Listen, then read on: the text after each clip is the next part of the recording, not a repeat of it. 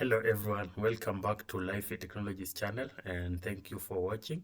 So this is a continuation of our Huawei Lab Simulation series, and in this episode and subsequent episodes we'll be covering how to use BGP path attributes to control traffic flow in our network.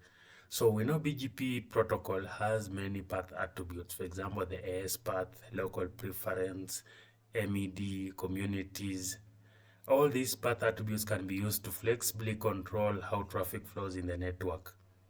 And this is the biggest advantage of using BGP in the network. It's giving you the flexibility, the opportunity or the control over how traffic flows in the network. And you can manipulate all these path attributes and achieve the requirements for your network. So as you can see, the topology that we'll be using, we have different AS numbers. We have AS100, which will be the client network. In this client network, we have 4 routers, R1, R2, R3, and R4. So we'll be running OSPF as our IGP in the client network, and then we'll be configuring IBGP sessions between R1, R2, R3, and R4. R1 will be our route reflector in charge of reflecting the routes from other AS numbers. And then we have different ISPs. We have ISP1. So ISP1 has 2 AS numbers. We have AS300 with one router R5, and then we have AS400 with R7. We have AS200, which has R6, and then we have AS500, which is ISP3. ISP3 has one router R9, and then we have the internet. The internet comprises of R11, R12, and R10. So the main objective of this lab simulation will be to demonstrate how you can use different BGP path attributes to ensure that the traffic from PC1 and the traffic between PC1 and PC2 follows the path that we want it to follow. So for the configuration, in this first part of this episode, we will just be covering how to do the basic configuration and ensure that we have reachability information between PC1 and PC2.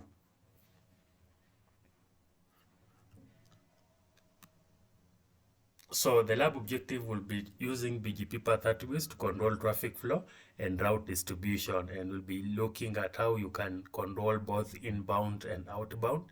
For example, using the local preference, using AS path prepend, using MED, using community attributes. All these can be used to control traffic flow and also to control how routing information is exchanged between different autonomous systems. So for the configuration steps, step 1 will be configuring IP address on all routers at the basic configuration. And then we'll have to configure IGP in S100. I've mentioned we are using OSPF as our IGP. You can use ISIS, you can use any other dynamic routing protocol that you are familiar with. Then we'll be configuring BGP peering sessions among different routers, among different AS numbers. So then step 4, we'll be doing verification. So I've already configured these configurations on the router, but we'll go through them. As you can see, this is the setup in ENSP where we are doing the lab simulation.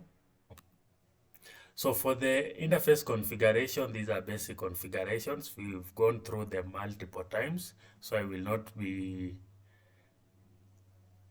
demonstrating much about it. But as you can see, we are creating loopback interface, we are assigning IP address. The IP address assigned are as per our IP plan. So you can see the IP addresses assigned on different interfaces, and the loopback 0 will be configured as per the router ID. So router 3 will be 3.3.3.3, router 9 will be 9.9.9.9, and mask will be 32. So these are the interface configurations on all the routers.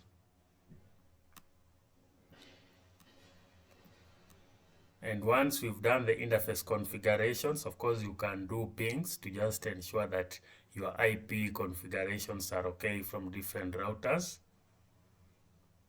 And the second step is now to configure OSPF in the client network. I mentioned we are using OSPF as our IGP in S100. So you need to configure OSPF process 10, and then you configure the router ID using the loopback 0 IP. And then you have to advertise these networks, the interface connection, the interface IPs, and also the logical interface IP. That is for loopback 0. So once you've configured OSPF, we can verify that our OSPF status is up. Display OSPF peer. Brief, you can see that we have 2 peering sessions on our R1, which is the route reflector. You can display OSPF routes. You have OSPF routing table. You can display OSPF interface. You have these interfaces. We've advertised their networks. You can display OSPF LSDB to get the LSA information. So these are just some commands you can use to verify that OSPF is up and running. On RNI, we can also do the same, display OSPF peer. We have OSPF peer relationship established between different routers. Display OSPF routing table. We have these routes learned via OSPF.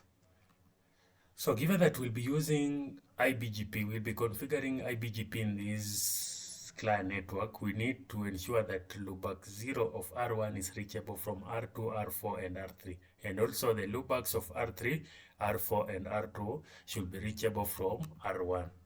So from R1, we can verify that we can ping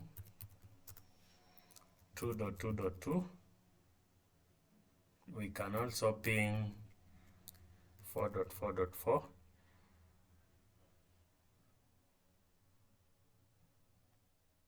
Let's verify that it's configured.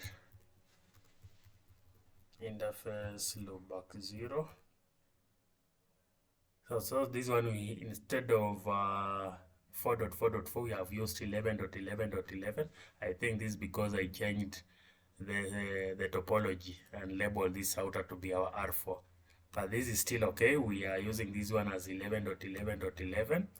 Should be reachable from this RR. So it's reachable. We can verify R3. So the loopbacks of these routers in the client networks are all reachable from the RR. So the next step of our configuration will be to configure BGP's peering sessions from RR to the other routers, and these are the BGP configurations. One thing that I need to mention is that we are using groups. Remember, in our previous episode, we've covered why you need to use BGP groups when you are doing BGP configuration. So we have a group we are calling iBGP, and it's an internal. So all the iBGP peering sessions will be in this group. And then we are also configuring our eBGP peerings. These are the 2 eBGP peerings. One in S300, another one in S200. So we do all the BGP configurations. You can see these are the configurations on R2. And we are also configuring the route ID, and we need to specify that we are connecting using the interface loopback 0. After that, we need to configure the eBGP in S200. We configure peering to S100 and S500. And similarly, we are configuring other AS numbers just to ensure that our BGP peering sessions are all up. So once we've done these BGP peering configurations, we need to verify that our sessions are up. So on R1, we can display BGP peer. You can see that we have these peering sessions up. We have one that is still down, 10.10.10. Let me see. If I ping 10.10.10.1, it's reachable. So this is R5. R5, the peering session is down. Display BGP peer. 10.10.ping 10.10.10.0. It's reachable. So display BGP peer. Still down, display current configuration, configuration BGP. So for this one, we also configured password. I think that could be the issue. We haven't configured the password on the other end. So we need to go into BGP 300 and undo this command of peer 10.10.10.0 password. So we expect the session should now be able to come up. We give it some time. But on the other routers, on R2, we can verify that display BGP peer. We have 2 sessions established in S100 and 2S500. On R9, we must be having 4 peers, display BGP peer. We have 4 peering sessions, 2S400, 200, 600, and this is also 600. Remember, we have 2 routers in the internet connecting to, so this one is multi-homed to 2 routers in. I mean, the internet is multi-homed to 2 connections to the ISP3. So let's verify that our peering on R5 is up. We display BGP peer. We have 2 sessions, they're up. On R12, we also need to have 2 peering sessions. We have 2 peering sessions, they're up. So what we've done is we've created an interface connecting to the PC1 and an interface on R12 connecting to PC2. And then we have advertised the 2 networks on R4 and R12 so that PC1 should be able to reach PC2. So if we check on R4, display current configuration, configuration BGP, you can see that we have this network command where we have advertised a /24 network. And if I display IP routing table, first display BGP routing table, you have this network 100.100.0. On R12, we've done the same. We display BGP routing table. You have 200.200, display current configuration, configuration BGP. You've used the network command to advertise 172.200.200.0. So as you can see, this network has already propagated all the way from AS600 to AS100. I can display the BGP attributes of this route, display BGP routing table, 172.200.200.0 on R4. You can see these are the path attributes. AS path, it has come from 600 to 500 to 200. The origin, IGP, local preference, the default is 100. Remember, we haven't done any configuration changes to change any path attributes. They are still the default. Then the preferred value is still 0. It's valid internal.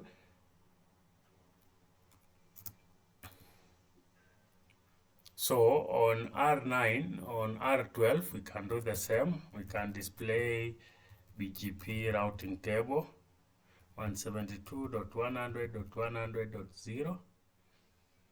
We are learning 2 of them. You can see the S path. We have one that is coming from 500, 200, 100.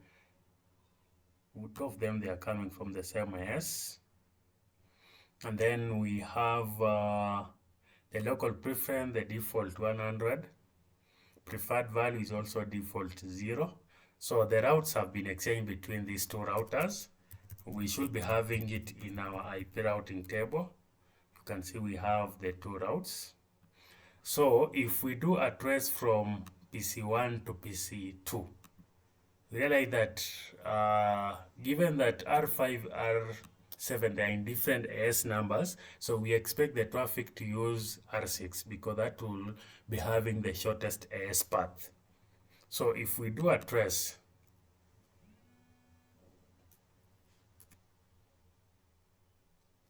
I need a trace, not a ping. You can see we can ping the IPs.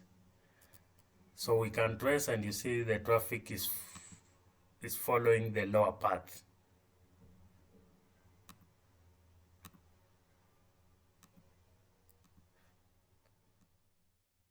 So it goes to 2020 and then 3030 and then 172. So it's following the lower path from R1 to R6, R6 to R9, R9 to R10, then R10 to R12. So our objective will be to try and control the traffic flow so that we are forcing the traffic to flow via ISP1. Maybe ISP1 could be having a higher capacity. Maybe the link between R1 and R5 and then R7 to R9 is having higher capacity. So we can force the traffic to flow via ISP1 and not via ISP2. And then we can also control the return traffic, because remember, we have the inbound and the outbound traffic. So we can use different BGP path attributes to try and control how we want our traffic to flow. And some attributes can also be used to control how routing information is exchanged between different autonomous systems. So this is what we'll be covering in our subsequent videos. I hope you've enjoyed the session. Feel free to leave your comments in our comment section, to like and to subscribe to our channel for upcoming videos. Thank you.